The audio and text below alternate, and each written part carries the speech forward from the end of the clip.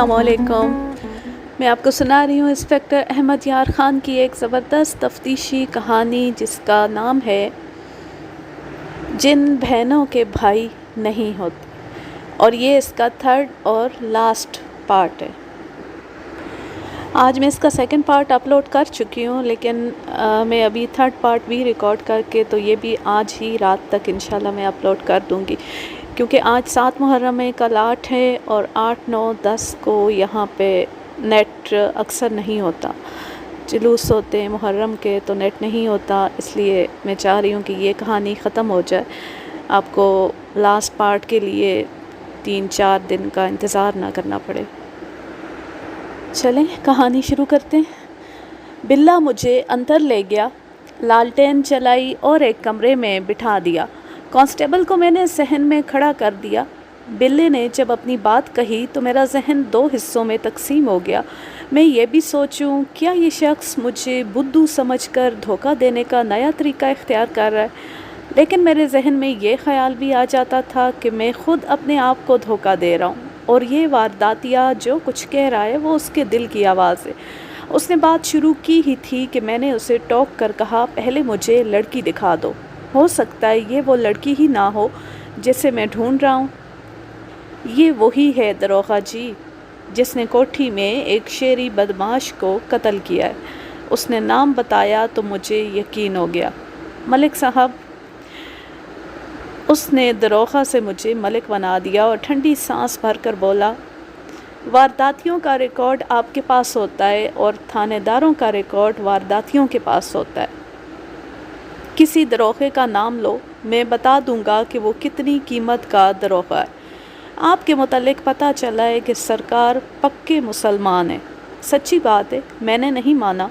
मुसलमान दरोगा सिर्फ दरोगा होता है, मुसलमान नहीं होता। अब आप मुझे ये बताएं कि जनाब अपनी कीमत वसूल करेंगे या जनाब को अपना ईमान अजीज़ है? मैंने उस पर वाज़े कर दिया कि मुझे क्या अजीज़ है और मैं क्या चाहता हूँ। उसने कहा, अल्लाह आपका ईमान और पक्का करे। अब मेरा फ़ैसला सुन लें। लड़की आपके साथ थाने नहीं जाएगी, अदालत में नहीं जाएगी। अगर आप अपना ज़ोर इस्तेमाल करेंगे तो आपको लड़की की लाश मिलेगी, शायद मेरी लाश भी। ज़रा इस पर गौर करो मलिक साहब, मैंने इतना कीमती माल इतने दिनों से अंदर क्यों रखा हुआ है?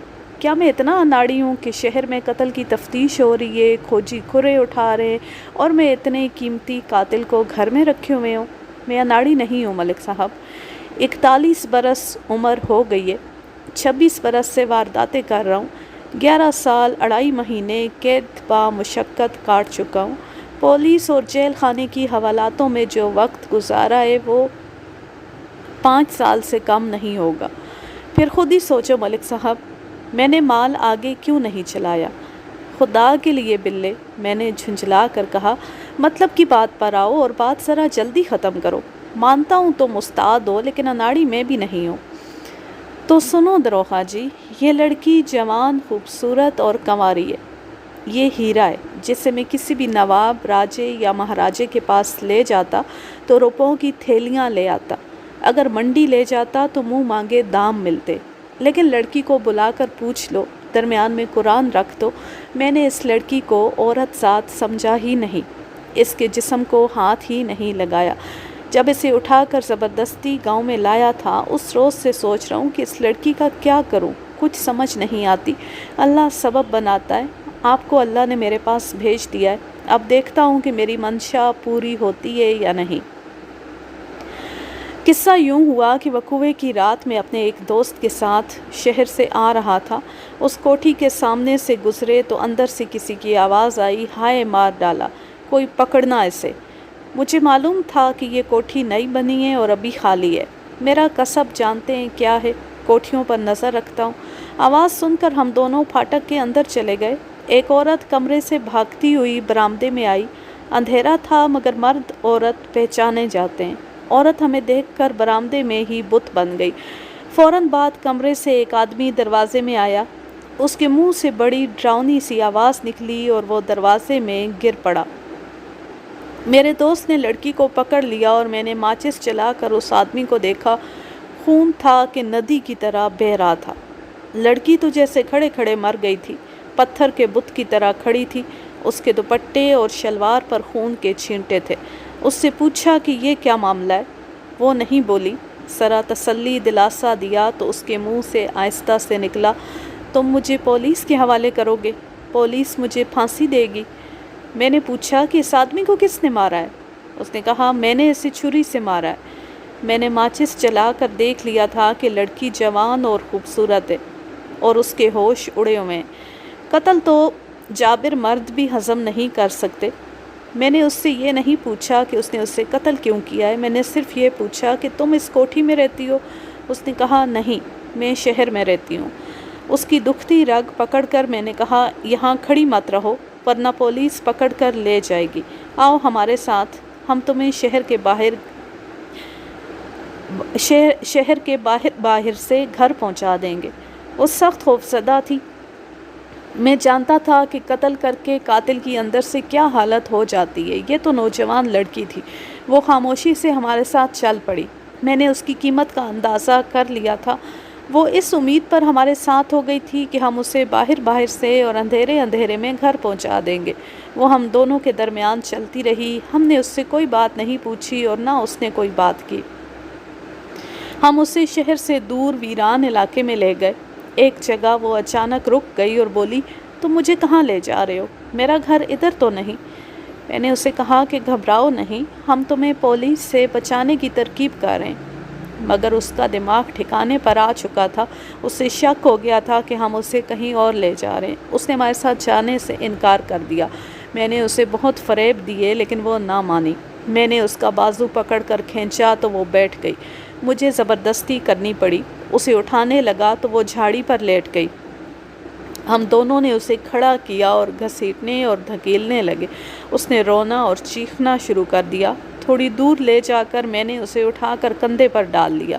میں ایسا قیمتی دانہ بھلا کیسے چھوڑ سکتا تھا؟ میں اسے یہاں لے آیا۔ وہ چیختی چلاتی تھی، ایک بار بے ہوش بھی ہو گئی۔ بڑی مشکل سے میں نے اسے سنبھالا۔ آخر اس نے کہا میں نے اپنی اور اپنی بہن کی عزت بچانے کے لیے ایک آدمی کو قتل کیا ہے۔ تم کیا سمجھتے ہو کہ میں اپنا آپ تمہارے حوالے کر دوں گی؟ میں مسلمان باپ کی بیٹی ہوں۔ اس نے یہ بات ایسے لہجے میں کہی کہ مجھ پر جیسے کسی نے پانی کا مشکیزہ خالی کر دیا ہو۔ میں نے اسے کہا کہ مجھے پوری بات سناؤ، اور اس نے پوری بات سنا دی۔ بلے نے مجھے وہی کہانی سنائی جو میں اس لڑکی کی بڑی بہن سے اور اس کے خاوند اور بیگی سے سن چکا تھا۔ لڑکی مقتول کو اس کوٹھی تک کس طرح لائی اور اسے قتل کس طرح کیا، آگے چل کر لڑکی کی زبانی سناؤں گا۔ پہلے بلے وارداتگی کی بات مکمل کر لوں۔ اس نے کہا لڑکی نے کہا کہ ہم دو بہنیں، بھائی کوئی نہیں، باپ بوڑھا ہے، اس لیے ایک ہنڈے نے اتنی ڈھٹائی سے ہمیں پھانسنے کے جتن کیے، میری بہن کو اجاڑ دیا اور مجھے اجاڑنے کی دھمکی دی، اور میرے بہنوئی نے اس شے پر میری بہن کو میکے بٹھا دیا کہ ہمارا کوئی بھائی نہیں۔ میں اپنی بڑی بہن کا بھائی بن گئی۔ لڑکی کے ان الفاظ نے، اس کی غیرت مندی اور دلیری نے مجھے انسان بنا دیا۔ 41 سال کی عمر میں پہلی بار میں نے اپنے آپ پر لعنت بھیجی اور اپنے آپ سے کہا او بلے، شرم کر۔ کیا تو اس غیرت مند لڑکی پر جبر کر کے فخر کرے گا جس کا کوئی بھائی نہیں؟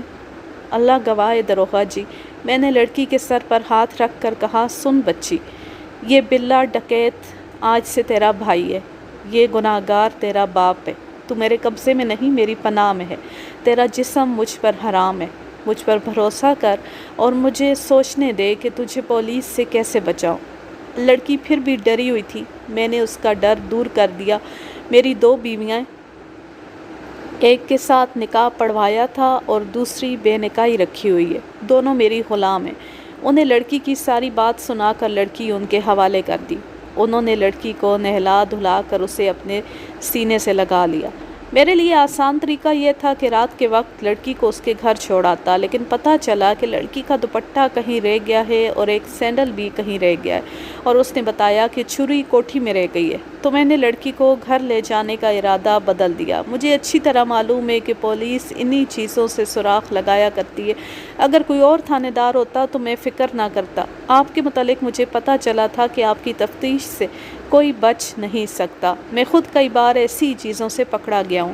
میں نے لڑکی کی کلائی دیکھی، اس میں 2 چوڑیاں تھیں اور کلائی زخمی تھی۔ میں نے پوچھا چوڑیاں کتنی تھیں؟ اس نے بتایا کہ 5 تھیں، باقی جائے واردات پر ٹوٹی ہوں گی یا جب راستے میں ہم نے اسے گھسیٹا تھا۔ میں نے سوچا کہ بہت برا ہوا۔ میں نے لڑکی کو سمجھایا کہ مجھے تفتیش کا رخ دیکھنے دو اور کچھ دن انتظار کرو۔ مجھے کچھ سمجھ نہیں آ رہی تھی کہ آپ کیا کر رہے ہیں۔ بہت کوشش کی کہ آپ کی تفتیش کا رخ معلوم ہو جائے مگر کچھ پتہ نہ چلا۔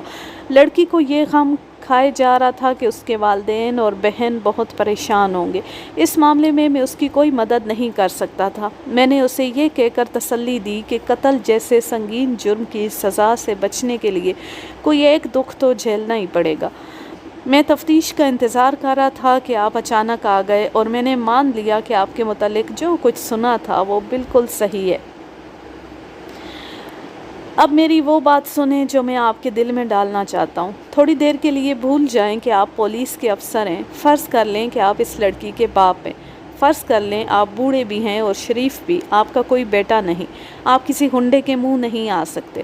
آپ کی بیٹی کے ساتھ کوئی ہنڈا یہی سلوک کرتا ہے جو اس لڑکی کے ساتھ ہوا اور لڑکی اس ہنڈے کو قتل کر کے آپ کے پاس آ جاتی ہے، کیا آپ اپنی بیٹی کو پولیس کے حوالے کر دیں گے؟ مجھے سوچ کر جواب دینے کی ضرورت نہیں تھی۔ لڑکی نے جسے قتل کیا تھا وہ بدکار تھا، ہنڈا تھا، شریف لڑکیوں کی زندگی تباہ کرنے کا گناہگار تھا۔ لڑکی نے اسے قتل کر کے میری روح کو بھی خوش کر دیا تھا، مگر میری ایک مجبوری یہ تھی کہ میں پولیس انسپکٹر تھا جس کی نظر میں لڑکی کا جرم یہ تھا کہ اس نے قانون اپنے ہاتھ میں لیا تھا۔ میرا فرض یہ تھا کہ قاتل کو گرفتار کروں، استغاثہ تیار کروں اور عدالت میں پیش کروں۔ یہ کام عدالت کا ہے کہ وہ ثابت کرے کہ قاتل نے اشتعال کے زیر اثر قتل کیا ہے یا وہ قتل سے منکر ہی ہو جائے۔ میری دوسری مجبوری یہ تھی کہ میں ڈیوٹی کے معاملے میں دیانتدار تھا۔ میں نے 3-4 مسلمان ملزموں کے کیسوں میں انہیں بچانے کے لیے ہیرا پھیری کی تھی، لیکن ایسا کبھی نہیں کیا تھا کہ ملزم کو گرفتار ہی نہ کروں۔ ملزم کو بہرحال پکڑنا اور عدالت میں لے جانا تھا۔ مجھے نوکری بھی کرنی تھی۔ غیر مسلموں کی نگاہوں میں پہلے ہی مسلمانوں کی حمایت کا مجرم تھا اور میرے خلاف اوپر انگریز افسروں تک رپورٹیں پہنچائی گئی تھیں، لیکن مجھ میں کچھ پیشہ ورانہ اور محکمانہ اوصاف تھے جن کی بدولت میں بچا رہا، مگر مسلم دوستی کی سزا مجھے ضرور بھگتنی پڑی۔ میں پولیس انسپکٹری میں ہی ریٹائر ہوا۔ مجھے ترقی سے محروم رکھا گیا۔ مجھ سے جونیئر غیر مسلم ایس پی کے عہدے تک پہنچے۔ میں نے بلے کو خوب داد دی اور اسے اپنی مجبوری بتا کر کہا کہ لڑکی کو میں حراست میں لے لیتا ہوں اور وعدہ کرتا ہوں کہ استغاثہ اتنا کمزور رکھوں گا کہ لڑکی سیشن سپرد بھی نہیں ہوگی۔ یہ تو کوئی بات نہ ہوئی۔ لڑکی تھانے میں بند ہوئی، عدالت میں گئی، اخباروں میں اس کا نام چھپا، پھر پیچھے کیا رہ گیا؟ بری ہو بھی گئی تو کوئی اسے قبول کرے گا؟ شریف باپ مر نہیں جائے گا؟ یہاں میں ایک بات کہہ دینا ضروری سمجھتا ہوں۔ آج کے دور کے نوجوان یقیناً حیران ہو رہے ہوں گے کہ ایک پیشہ ور رہزن نے اس قسم کے اخلاق کا مظاہرہ کیا اور وہ ایک تھانے دار کے ساتھ اس طرح کی باتیں کر رہا تھا۔ آج کی ابھرتی ہوئی نسل شاید اس پر بھی یقین نہ کرے کہ ایک پردہ نشین لڑکی نے ایک ہنڈے کو قتل کر دیا تھا۔ میں ان لوگوں کی مجبوری سمجھتا ہوں جو اس واقعے کو ناقابل یقین سمجھتے ہوں گے۔ یہ لوگ اس دور میں پیدا ہوئے ہیں جس میں فیشن اور جنسیت کا اتنا غلبہ ہو گیا ہے کہ عزت اور غیرت پرانے زمانے کی بیہودہ چیزوں میں شامل ہو گئی ہیں۔ میری عمر کے لوگ جانتے ہیں کہ آج سے 30-35 سال پہلے پیشہ ور ڈاکوؤں اور رہزنوں میں بھی رکھ رکھاؤ اور خلوص تھا۔ ڈکیتی اور رہزنی کو پیشہ سمجھتے اور جہاں اشیاء کی ضرورت پڑتی وہ جان کی بازی تک جہاں ایثار کی ضرورت پڑتی وہ جان کی بازی تک لگا دیتے تھے۔ زبان کے پکے اور دوستی میں کوئی ہیرا پھیری نہیں کرتے تھے۔ آج کل کے زمانے میں جہاں مذہب کے پردے میں جھوٹ، سیاست کے پردے میں جھوٹ، تعلیم کے پردے میں جھوٹ، اپنے پرائے سے جھوٹ، گھر گھر گلی گلی جھوٹ، دغا اور مکر و فریب ہے، وہاں لوگ کیسے یقین کریں گے کہ ہمارے وقتوں میں ڈاکو بھی سچ پر قربان ہو جایا کرتے تھے۔ آج میں وہ باپ اور بھائی دیکھ رہا ہوں جو اپنی بیٹیوں اور بہنوں کو نئے فیشن میں نیم اریاں کر کے ان کا تعارف اپنے افسروں سے کراتے اور ان کی نمائش کر کے فخر کرتے ہیں کہ وہ ماڈرن ہیں۔ میں وہ راسن دکھا رہا ہوں جو ایک پردہ دار لڑکی کی عزت کی خاطر اپنی جان پیش کر رہا تھا۔ میرا خیال ہے کہ اس دور کے جرائم پیشہ لوگوں کا کردار اس لیے پختہ تھا کہ انہیں سیاسی لیڈروں نے سیاست کے میدان میں سیاسی غنڈہ گردی کے لیے کبھی استعمال نہیں کیا تھا۔ میں نے بلے کی بات سمجھ لی اور اسے بتایا کہ کیس رجسٹر ہو چکا ہے، رپورٹ اوپر جا چکی ہے، قتل شہر میں ہوا ہے، اخباروں میں خبریں چھپ چکی ہیں، دونوں خبروں کے آخر میں لکھا گیا ہے کہ پولیس انسپکٹر احمد یار خان سرگرمی سے تفتیش کر رہا ہے، تاحال کوئی ملزم گرفتار نہیں ہو سکا۔ اس دور میں آج کی طرح قتل کی وارداتوں کی بھرمار نہیں تھی۔ کہیں قتل کی واردات ہوتی تھی تو سارے ملک کو خبر ہو جاتی تھی۔ میں نے بلے کو یہ بھی بتایا کہ میں غیر مسلموں میں نوکری کر رہا ہوں، میرا ASI ہندو ہے۔ بلا شاید میری بات سمجھ گیا، گہری سوچ میں پڑ گیا، پھر بولا، میرا آپ پر کوئی زور نہیں، میں مجرم ہوں، آپ دروغہ ہیں۔ قتل کا ملزم میرے گھر میں ہے، آپ کے ساتھ پولیس کی نفری ہے۔ اگر آپ لڑکی کو زبردستی لے جائیں گے تو میں مقابلہ کروں گا، میں مارا جاؤں گا۔ شاید آپ بھی مارے جائیں لیکن ساری پولیس نہیں ماری جائے گی، لڑکی کو پولیس ضرور لے جائے گی۔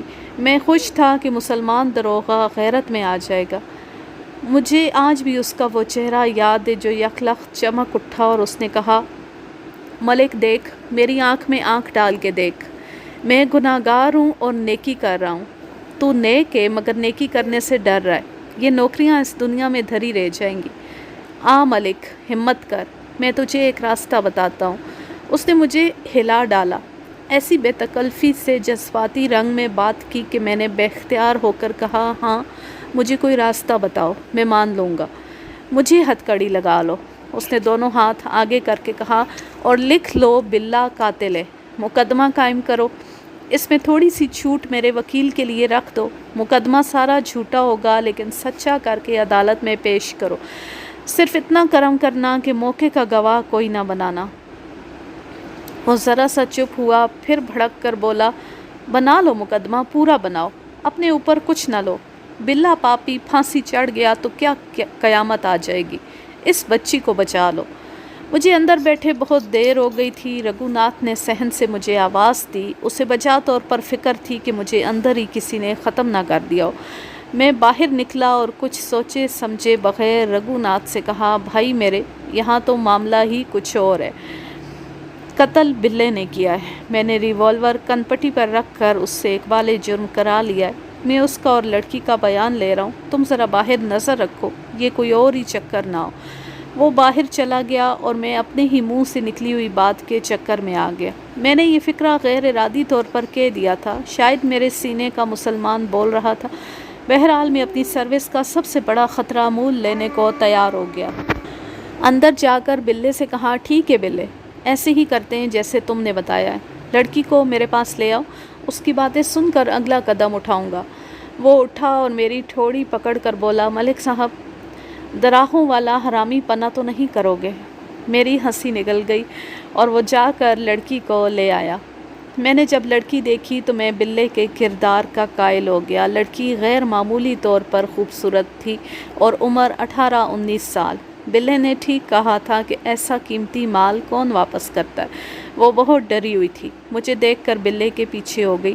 میں نے اسے حوصلہ دیا۔ بلے نے بھی اسے کہا کہ ڈرو نہیں، یہ تمہیں گرفتار نہیں کریں گے۔ میں نے اسے سامنے بٹھا کر اور یہ یقین دلا کر کہ اسے آج ہی رات اس کے گھر لے جائیں گے، کہا کہ وہ سارا واقعہ سنا دے۔ میں نے اسے سامنے بٹھا کر اور یہ یقین دلا کر کہ اسے آج ہی رات اس کے گھر لے جائیں گے، کہا کہ وہ سارا واقعہ سنا دے۔ اس نے وہی قصہ سنایا جو میں آپ کو سنا چکا ہوں۔ وہ اپنے بہنوئی کے پاس گئی، اسے بتایا تھا کہ اس کی بہن کو دکاندار بلیک میل کر رہا ہے، مگر وہ وہمی آدمی نہ مانا۔ وہ دکاندار کے پاس چلی گئی، اس کی منت کی کہ اس کے بہنوئی کے دل سے وہم نکال دے، مگر وہ اس لڑکی کو پھانسنے کی کوشش کرنے لگا۔ یہ لڑکی اپنی بہن کا رونا برداشت نہیں کر سکتی تھی، دوبارہ دکاندار کے پاس گئی اور اس کی منت کی۔ دکاندار نے یہ شرط پیش کی کہ اپنی بہن کی جگہ یہ لڑکی اس کے ساتھ دوستی کر لے۔ اس نے وعدہ کیا کہ وہ اس کے بہنوئی سے معافی بھی مانگ لے گا اور اس کی بہن کے خلاف یہ جھوٹا الزام دور کر دے گا۔ لڑکی جل اٹھی مگر وہ لڑکی تھی، اپنا خون پیتی واپس آ گئی۔ ایک روز مقتول نے لڑکی کو راستے میں روک لیا اور اپنی شرط دہرانے کے علاوہ یہ بھی کہا کہ جہاں تمہارا رشتہ طے ہوگا وہاں جا کے کہہ دوں گا کہ اس لڑکی کے میرے ساتھ تعلقات ہیں۔ اس لڑکی نے اپنی بہن کو ایک اور واقعہ نہیں سنایا تھا۔ لڑکی اپنی 2 سہیلیوں کے ساتھ بازار گئی۔ سہیلیوں کو کچھ خریدنا تھا، وہ اسے ساتھ لے گئی تھیں۔ مقتول کی دکان کے سامنے والی دکان پر سہیلیاں رک گئیں۔ مقتول نے اس لڑکی کو پہچان لیا اور باہر آ کر اسے کہا، میری ایک بات سن کے جانا۔ لڑکی اس کی دکان میں چلی گئی۔ مقتول نے بڑے پیار سے باتیں کی اور پھر وہی جال پھینکا۔ لڑکی نے اسے دھتکارا تو مقتول نے کہا، تم کس پر ناز کرتی ہو؟ میں تمہارے گھر جا کر تمہیں اٹھا لاؤں تو تمہارے گھر میں کوئی آدمی نہیں جو مجھے روک سکے۔ تمہارا باپ میرا کیا بگاڑ سکتا ہے؟ تم لوگوں نے اس کا کیا بگاڑ لیا ہے جس نے تمہاری بہن کو طلاق دیے بغیر تمہارے حوالے کر دیا؟ میری بات مان جاؤ۔ لڑکی کو بہت بے بسی کا احساس ہوا، اس کے سینے میں ایک شعلہ سا بھڑکا۔ اس نے مقتول سے کہا، مجھے 1-2 دن سوچنے کی مہلت دو۔ اس سے اگلے روز ان کے ہاں مہمان آئے۔ لڑکی پر پاگل پن کا دورہ پڑ چکا تھا۔ اس نے طے کر لیا تھا کہ اس غنڈے کو یہ بتاؤں گی کہ جن بہنوں کے بھائی نہیں ہوتے وہ اپنی عزت مردوں کی طرح بچا سکتی ہیں۔ اس نے اپنے باپ کو چھری سے مرغی ذبح کرتے دیکھا تو اس نے فیصلہ کر لیا کہ اسے کیا کرنا ہے۔ جیسا کہ اس کی بہن نے مجھے بتایا تھا کہ اس پر خاموشی سی طاری ہو گئی تھی اور وہ ہر لمحہ یہی سوچتی رہی کہ کہاں اور کس طرح انتقام لے۔ اس نے اپنے انجام کے متعلق بالکل نہیں سوچا۔ اس کے دماغ پر خون سوار ہو گیا تھا۔ اگر وہ کسی کے ساتھ اس سلسلے میں بات کر لیتی تو اس ارادے سے باز آ جاتی۔ اس کے ذہن میں لاوا پکتا رہا اور ایک روز وہ کسی سہیلی کے گھر جانے کا بہانہ کر کے مقتول کی دکان پر چلی گئی۔ اسے کہا کہ میں تمہارے ساتھ دوستی کر لوں گی لیکن قسم کھاؤ کہ تم میرے بہنوئی کے دل سے میری بہن کے خلاف غلط فہمی دور کر دو گے۔ اس نے 1 کے بجائے 10 قسمیں کھائیں اور اسی وقت اسے ایک ہوٹل کے کمرے میں لے جانے کے لیے تیار ہو گیا۔ لڑکی نے وہاں جانے سے انکار کر دیا۔ مقتول نے اسے 2 اور جگہ بتائیں۔ لڑکی نے جو سوچ رکھا تھا اس کے مطابق یہ جگہ بھی موزوں نہیں تھی۔ آخر مقتول نے اسے بتایا کہ شہر سے باہر ایک کوٹھی خالی پڑی ہے لیکن وہ صرف رات کے لیے موزوں ہے۔ لڑکی نے اس سے اس کوٹھی کے متعلق بہت کچھ پوچھا اور طے پایا کہ لڑکی شام کے بعد ایک جگہ پہنچ جائے گی۔ مقتول اسے کوٹھی تک لے جائے گا۔ رات 8:30 اور 9 بجے کے درمیان لڑکی نے باورچی خانے سے چھری اٹھائی اور شلوار کی ناف میں اڑس لی۔ وہ گھر والوں سے چوری بھرکے کے بغیر گھر سے نکل گئی۔ لڑکی نے ان الفاظ میں بیان دیا، اس وقت وہ وقت یاد کرتی ہوں تو میرا دل کانپ جاتا ہے، لیکن اس وقت میرے دل میں کوئی ڈر نہیں تھا۔ مجھے ایسے لگ رہا تھا جیسے اس دنیا میں ایک وہ بدبخت دکاندار ہے اور دوسری میں ہوں، اور مجھے اس آدمی کو ختم کرنا ہے تاکہ دنیا میں اکیلی رہ جاؤں۔ میں جب بازار سے گزری تو دکانیں بند ہو چکی تھیں یا بند ہو رہی تھیں۔ میں مردوں کے درمیان چلی جا رہی تھی۔ مجھے ذرا بھر احساس نہیں تھا کہ میں پردہ کرنے والی لڑکی ہوں، اور نہ مجھے یہ خطرہ تھا کہ میں کہاں جا رہی ہوں اور کیا کرنے جا رہی ہوں۔ آج سوچتی ہوں کہ وہ اپنے ساتھ 1-2 دوستوں کو بھی لے آتا تو میرا کیا حشر ہوتا۔ میں نے کچھ بھی نہیں سوچا، جو کرنا تھا وہ میں سوچ چکی تھی۔ مقتول مقررہ جگہ پر اس کا انتظار کر رہا تھا۔ اس نے ایک تانگا لیا اور لڑکی کو ساتھ بٹھا کر شہر سے باہر لے گیا۔ وہ کوٹھی سے دور ہی تانگے سے اترے۔ آگے اندھیرا تھا، کوئی خطرہ نہیں تھا۔ آگے آگے مقتول کوٹھی کے پھاٹک میں داخل ہوا۔ لڑکی اس کے پیچھے تھی۔ وہ ایک کمرے میں چلے گئے۔ مقتول آگے تھا۔ وہ رکا اور لڑکی کی طرف گھوما۔ لڑکی نے ناف سے چھری نکال لی۔ یہ مضبوط، چوڑی اور 10 انچ لمبے بلیڈ والی چھری تھی۔ مقتول اس کی طرف گھوما ہی تھا کہ لڑکی نے پوری طاقت سے چھری اس کے پیٹ میں گھونپ دی۔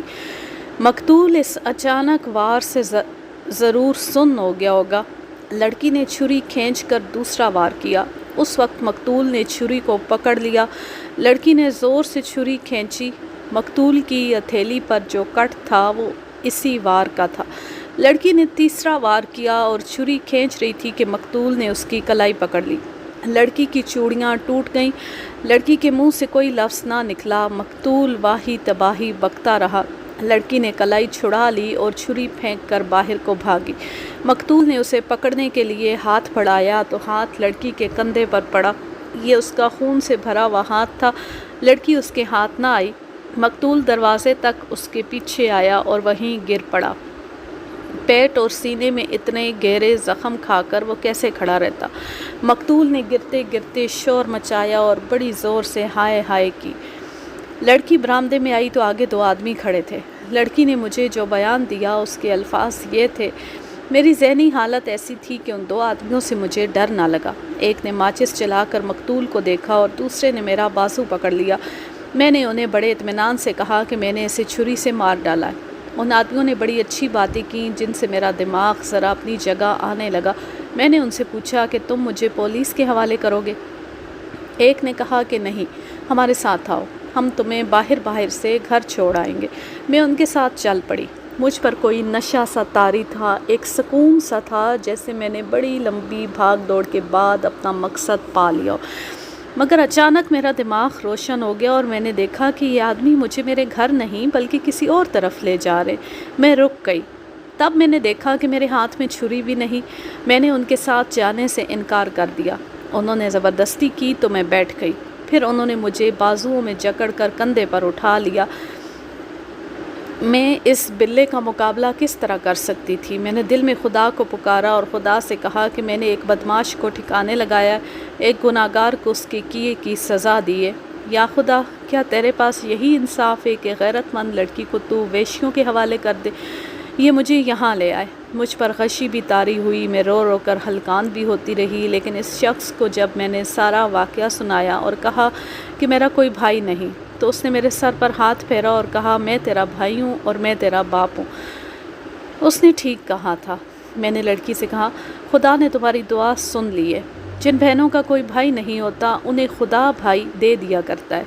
ये रासन भी तुम्हारा भाई है और मैं थानेदार भी तुम्हारा भाई हूँ। अब यूँ करना कि रात को जब अपने घर पहुँचो तो घर वालों को सिर्फ ये बता देना कि मैं दिन के वक्त आकर सारी बात बताऊँगा। तुम खुद उन्हें कोई बात ना बताना। ज़ुबान को काबू में रखना। खुदा गवाह है कि ये लड़की मुझे इस ज़मीन की मखलूक नहीं लगती थी। बेख्तियार जी चाहता है कि उसके हाथ चूम लो, उसके पाँव में बैठकर उसे कहूँ कि मेरे सर पर हाथ फेरो। शायद तुम्हारे पाक हाथ से अल्लाह मेरे गुनाह बख्श दे। हेड कांस्टेबल इत्तेफाक से मुसलमान था। मैं उसका अफसर तो था ही, लेकिन वो मुझे पीरों की तरह मानता था। मैंने उसे बताया और उसे बुलाया और कहा, मैं बिल्ले को गिरफ़्तार करके ले जा रहा हूँ। सारी नफरी अपने साथ ले जाऊँगा, तुम यहीं रह जाना। हम जब 200-400 गज़ दूर निकल जाएं तो तुम इस लड़की को साथ लेके चल पड़ना। तुम इसे थाने में नहीं लाओगे, इसे इसके घर छोड़ आना। इसके वालिद साहब को कहना कि मलिक साहब कल खुद आकर सारी बात बताएंगे। और तुम याद रखो कि लड़की को इसके वालिदैन के हवाले करके भूल जाना कि तुमने क्या किया है। ज़ुबान पर एक लफ्ज़ ना आए। रघुनाथ को मैं संभाल लूँगा। तुम्हें सारा मामला कल समझाऊँगा। मैंने बिल्ले को साथ लिया। बाहर आकर सारी नफरी समेटी और रवाना हो गए। थाने पहुंचकर बिल्ले को हवालात में बंद कर दिया। कांस्टेबलों को छुट्टी दे दी और रघुनाथ को अपने घर ले गया। उसे एतमाद में लेना ज़रूरी था। उसे अच्छी तरह मालूम था कि इस वारदात में एक लड़की मुलव्वस है और लड़की बिल्ले के पास है। उसे सब कुछ पता था। मैंने उसे सारी बात बता दी और मैं जो ड्रामा खेलने वाला था वो उसे समझा दिया। कुछ भी नहीं छुपाया और उसे कहा कि इत्तेफाक की बात है कि ये लड़की मेरे मज़हब की है। अगर वो हिंदू या सिख होती तो भी मैं उसे बचाने की इसी तरह कोशिश करता और इतना ही ख़तरा मोल लेता। मैंने रघुनाथ से कहा कि 2 बातों पर गौर करो। एक ये कि इस लड़की ने एक हुंडे और बड़ी कमीने आदमी को कत्ल किया है और अपनी बहन की और अपनी इज़्ज़त की खातिर कत्ल किया है। दूसरी बात यह कि एक डकैत ने उसे अपनी बेटी कहकर मुझे शर्म दिलाई और अपने आप को कत्ल के इल्ज़ाम में सज़ा भुगतने के लिए पेश किया है। मैं सारा केस बिल्ले पर बना रहा हूँ। जो चीज़ें बरामद हुई हैं वो ज़ाया कर रहा हूँ। सिर्फ छुरी अदालत में पेश करूँगा। कहो, मेरी मदद करोगे? तुम पर भरोसा करूँ? मुझे रघुनाथ की एक कमज़ोरी का इल्म था। वो रिश्वत लिए बगैर नहीं रह सकता था। تفتیش کے لیے کسی کے گھر جائے اور وہاں اسے جو چیز اچھی لگے اٹھا لاتا تھا۔ مجھے اس کی یہ کرتوت بالکل پسند نہیں تھی، اسی لیے وہ مجھ سے ڈرتا اور بدکتا تھا، اور اب میں نے اسے بتا دیا کہ میں ایک غیر قانونی حرکت کر رہا ہوں تو اس نے باچھیں کھلا کر کہا، ضرور کرو ملک صاحب، میں آپ کے ساتھ ہوں، میں بھی تو غیر قانونی حرکتیں کرتا رہتا ہوں، آپ میرا اتنا خیال رکھتے ہیں۔ میں اس کا اشارہ سمجھ گیا، اس کا مطلب یہ تھا کہ تم جو جی میں آئے کرو، مجھے رشوت سے نہ روکنا، بس میری یہی شرط ہے۔ میں نے بھی اشارہ دے کر اس کی شرط قبول کر لی۔ میرا ضمیر صاف تھا، میں ڈیوٹی میں صرف بددیانتی کر رہا تھا، لیکن خدا کی نگاہ میں مجرم نہیں تھا۔ وہ جوانی کی عمر تھی، خطرے مول لینے کے لیے طبیعت ذرا جلدی تیار ہو جاتی تھی۔ یہ خطرہ تو ایسا تھا کہ میں نے اپنی نوکری بھی داؤ پر لگا دی۔ رگھو ناتھ شراب کا شیدائی تھا۔ میں نے ایک ہندو کانسٹیبل کو بھیج کر اس کے لیے دیسی شراب کی بوتل اور روسٹ مرغی منگوائی۔ دیسی شراب کے ٹھیکے رات بھر کھلے رہتے تھے۔ یہ دونوں چیزیں میرے کام کی نہیں تھی۔ شراب میں پیتا نہیں تھا اور مرغی جھٹکے کی تھی۔ مجھے رگھو ناتھ کو قبضے میں لینا تھا۔ مفت کی بوتل اور مرغی دیکھ کر اس نے کہکا لگایا اور بولا، ملک صاحب، جو کام کل کرنا ہے وہ ابھی کیوں نہ ہو جائے، لاؤ مقدمہ قائم کریں۔ میں اسے یہی کہلوانا چاہتا تھا۔ یہ جھوٹا مقدمہ تھا جو میں اسی وقت مکمل کر لینا چاہتا تھا، ورنہ رات بھر سو نہ سکتا۔ رگھو ناتھ کے لیے گلاس آ گیا۔ میں نے بلے کو بھی حوالات سے نکلوا کر پاس بٹھا لیا اور ایک گلاس اس کے لیے بھی منگوا لیا۔ میں نے اسے کہا، بلے، یہ مرغی جھٹکے کی ہے۔ اس نے کہا، ملک صاحب، ہم کون سے حلال کے ہیں، اور وہ مرغی کھانے لگا۔ بلا پرانا وارداتیہ تھا۔ اگر میں کہوں کہ تفتیش، سراغ رسانی اور مقدمے کی کمزوریوں وغیرہ سے وہ مجھ سے زیادہ واقف تھا تو غلط نہیں ہوگا۔ اس نے کہا، مقدمہ ایسا قائم کرو جس سے آپ لوگوں پر حرف نہ آئے۔ آپ نے مجھے صرف شک میں پکڑ لیا ہے اور تفتیش میں کوتاہی کی ہے۔ اسے راہزنی کی واردات لکھو۔ یہاں سے میرے ذہن میں ایک لائن آ گئی۔ میں نے جائے واردات سے برآمد ہونے والی صرف یہ اشیاء رکھیں، چھری، چوڑیوں کے ٹکڑے اور سینڈل کا پاؤں، جس کے متعلق لکھا تھا کہ واردات کے کمرے سے برآمد ہوا ہے۔ مقتول کی جیب سے 136 روپے برآمد ہوئے تھے، گھڑی اور انگوٹھی بھی۔ میں نے یہ چیزیں شہادت سے نکال دی اور 3 نوٹ 10-10 روپے کے، ایک 5 روپے کا اور 1 روپے کے 7 سکے شہادت میں اس طرح شامل کیے کہ یہ رقم خالی کمرے کے اندر بکھری ہوئی ملی ہے۔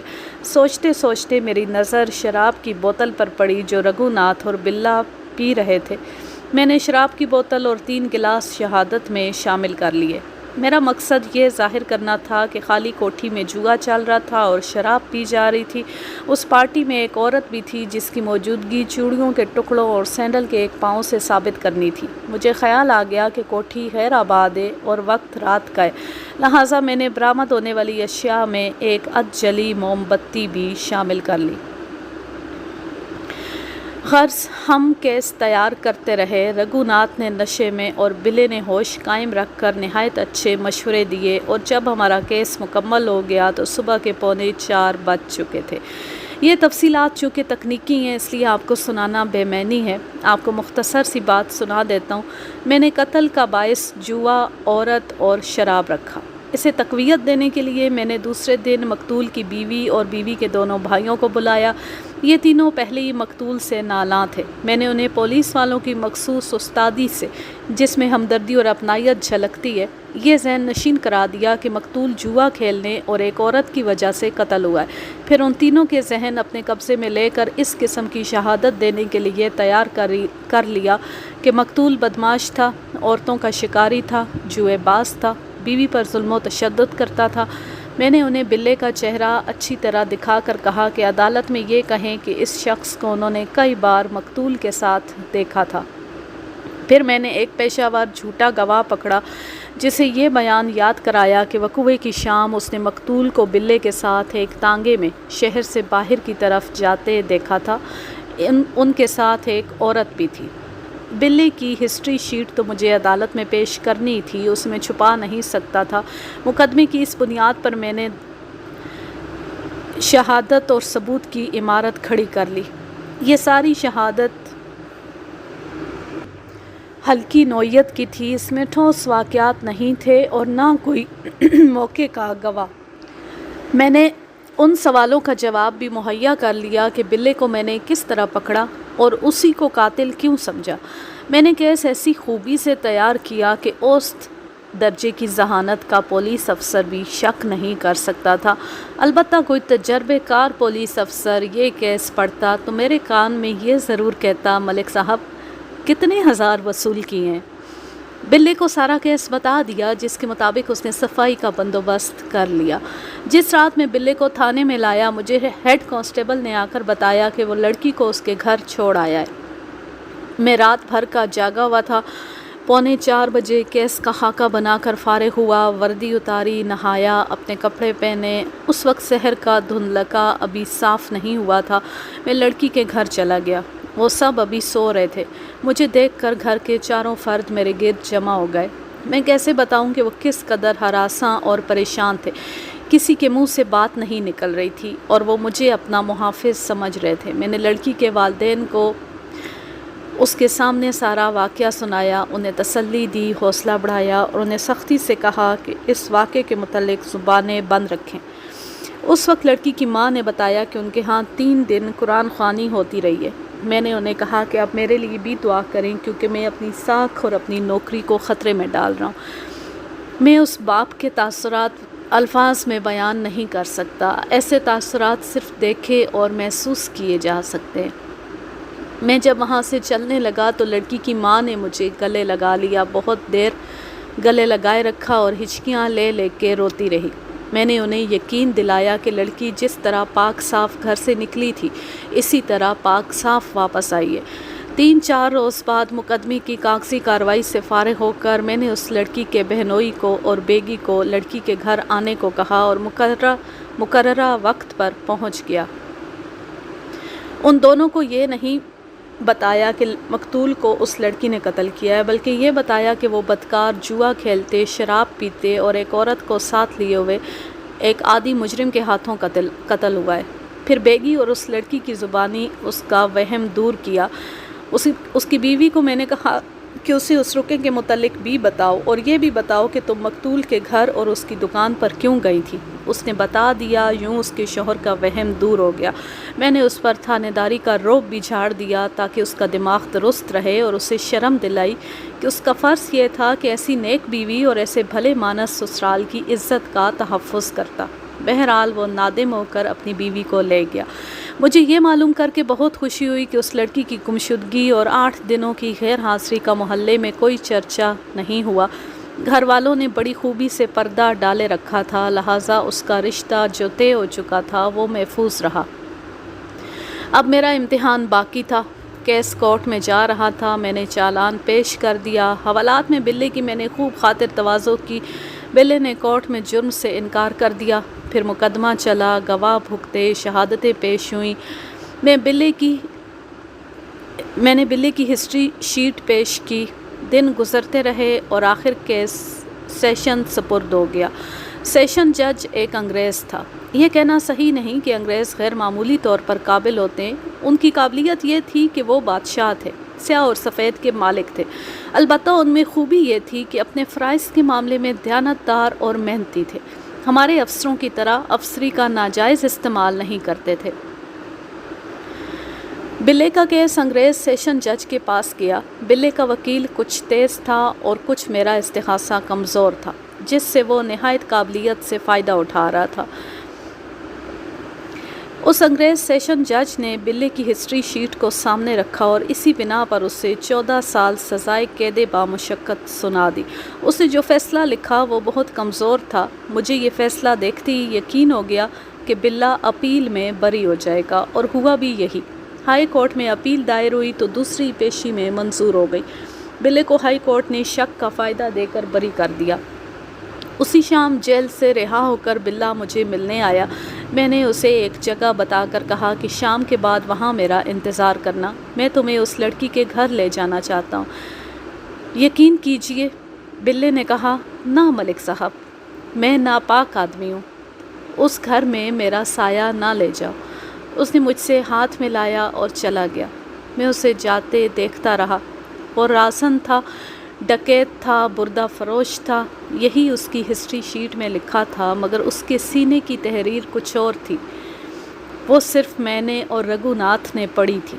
میں اسے دیکھتا رہا اور جب وہ میری آنکھوں سے اوجھل ہو گیا تو میری آنکھیں آنسوؤں سے بھر گئیں۔